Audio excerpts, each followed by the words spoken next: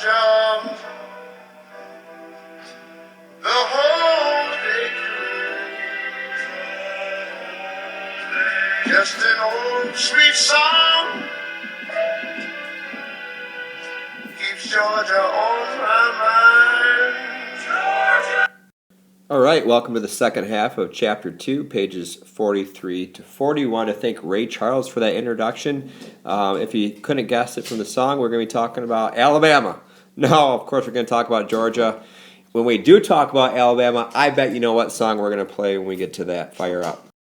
Also, if you hear any unusual background noise, it's probably Miggy. He's with me. He's chewing on a bone right now, and he's kind of loud, but I got to make this video and get it out to you. So we're going to finish the rest of Chapter 2, the planning of English America, 1500 to 1733, and we're going to be talking about the colonies of North and South Carolina and Georgia. All right, quick review of the southern colonies. We already talked about Maryland and Virginia. What is another name for this region of Maryland and Virginia? You guessed it, the Chesapeake.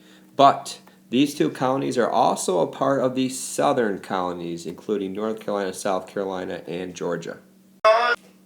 The first section for tonight's reading is the West Indies, way station to mainland America, and we're going to look at these four questions. Where are the West Indies located? What was a rich man's crop and why was it called this? What is the poor man's crop? What is the importance of sugar to the West Indies and slave codes?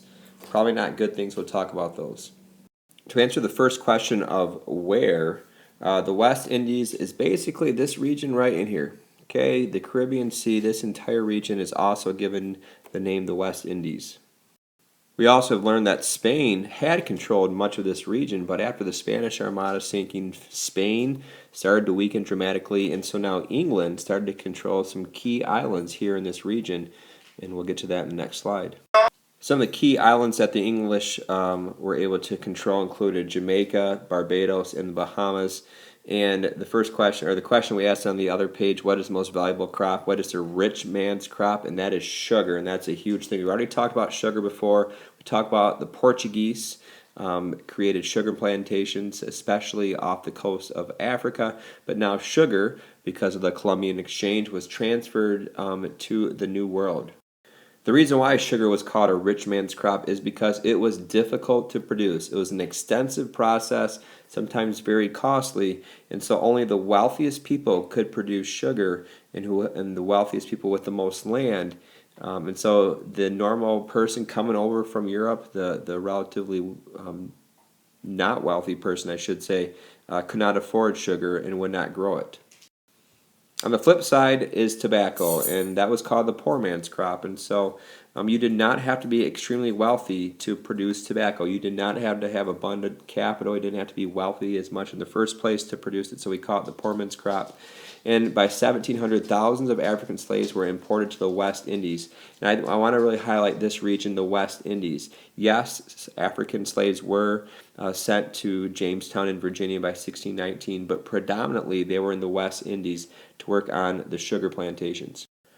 One of the worst things that came out of the African slave trade were the Barbados slave codes of 1661, and they were awful. And basically it gave the masters, the white English masters, complete control over their slaves, and really it begins the process of slavery, of how the slaves are going to be treated in the United States, just cruelly. It is awful. We'll get to some primary sources looking at that later. Some smaller scale English sugar planters did migrate to mainland and started to sugar plantations in the Carolinas. So here's the connection here. So the wealthiest stayed down in the West Indies, but some smaller scale sugar plantation owners went up to Carolina to try to be profitable there. Along with the sugar, these Englishmen were going to bring some slaves up to Carolina. The next section is colonizing the Carolinas, and we're going to look at a couple questions. What are the key crops of the Carolinas, and were some American Indians used as slaves? There's Miggy in the background, whining a little bit. Okay, and so here are the Carolinas, North and South Carolina. For, I would say, maybe 50 or 60 years, it was just one name, Carolina, but eventually after 1712, they split into two different colonies. Okay, class, here is Miggy. Miggs, look at me. Hey, Miggy. So now you know what my dog looks like. I gotta show you a couple of tricks here, Miggs. Park it. Park it. Good. All right. right, there is Maggie for you. There's some treats and all his splendor. So now when you hear Meg's barking and whining, you know who this is. Okay, the next section is Colonizing the Carolinas. We're continuing this section, I should say. And one of the big events here is the English Civil War of 1640 to 1660. You're like, Beemer, how does that affect America? Well, when England's at a civil war, they really aren't too concerned about colonizing the New World. So they stopped colonizing the New World during this 20-year period. However, in the year 1660, Charles II becomes king, and he starts the process of colonizing again. Charles, they could probably name a city after him. It's probably not a city on a hill, but it's probably Charleston, South Carolina.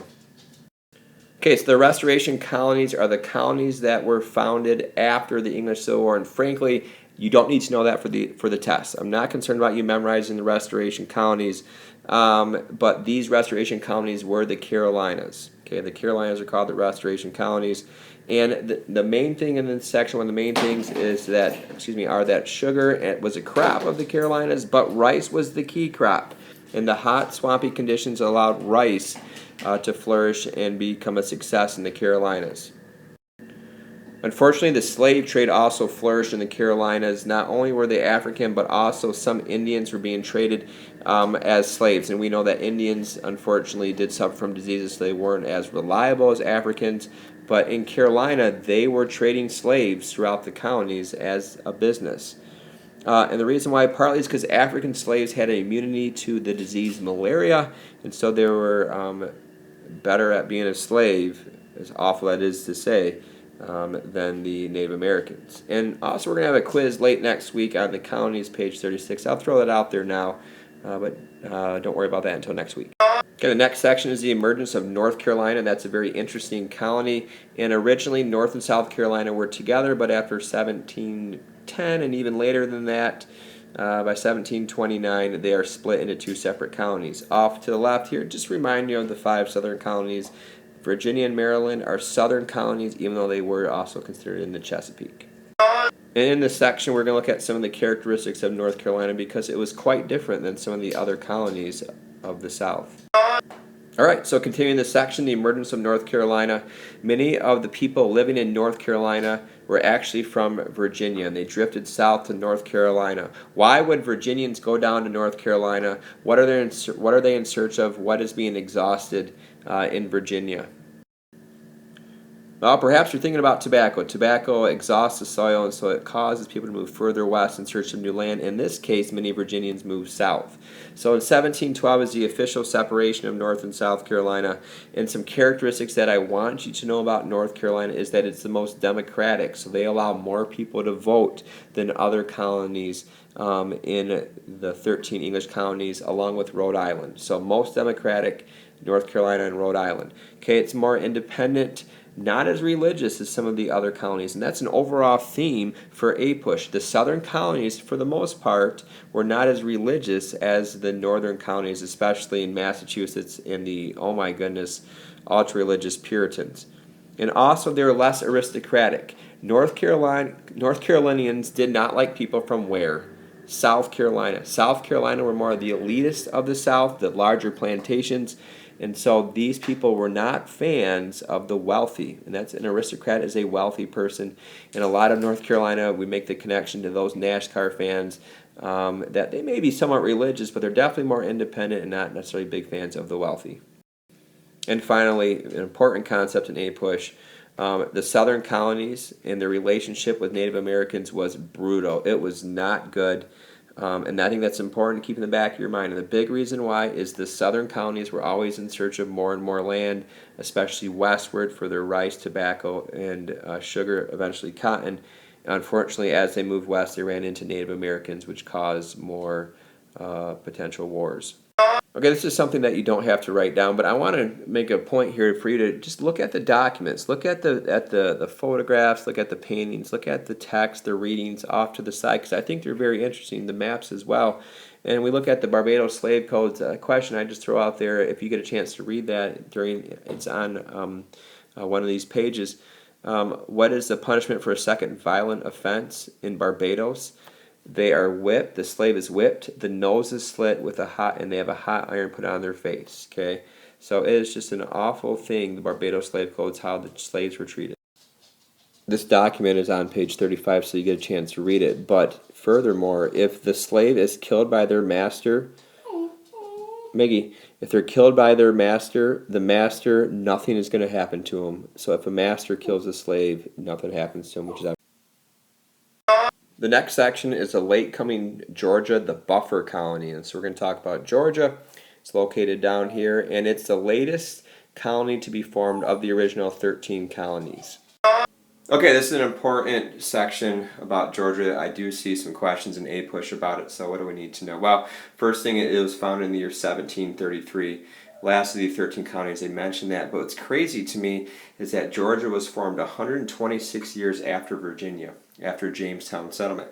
So I want to go back to, right now it's year 2014, 126 years ago. Math people, what was 126 years ago? Go. It was the year 1888, okay? And 1888 was 26 years ago. So you can't even equate what life was like in 1888. And so imagine Georgia being formed so much later than Virginia. And what I want you to know is why. Why was Georgia formed? Well, it was formed as a buffer, to serve as a buffer to Spanish Florida and South Carolina. Okay, it was formed to kind of protect South Carolina, valuable large plantations of rice and sugar in South Carolina, and so Georgia was intended to stay like as the middle ground between the Spanish Florida and South Carolina. Also important to notice that Georgia was a haven for debtors. Okay, so if you were a prisoner in England, you could go to Georgia. Now, most of these prisoners were not like violent criminals, but they just owed money. Perhaps they couldn't pay off their rent or whatever, so they're in jail for that. So it was a place for them to go. And I also do want you to know that their founder was James Oglethorpe. I think that's a name that you should keep in the back of your mind as well. And slavery initially was banned, but in 1750, it definitely allowed for slavery. Okay, 2 more slides. Again, here are the 5 southern colonies. These colonies are also called the plantation colonies because they were large pieces of land for individual families to own. So a lot of this land was owned by only a few very wealthy people on the large plantations. Okay, and finally a quick review of the southern colonies. I think there's some important information here. The two main crops of the South was tobacco and rice. Tobacco especially in the Chesapeake, rice in the Carolinas.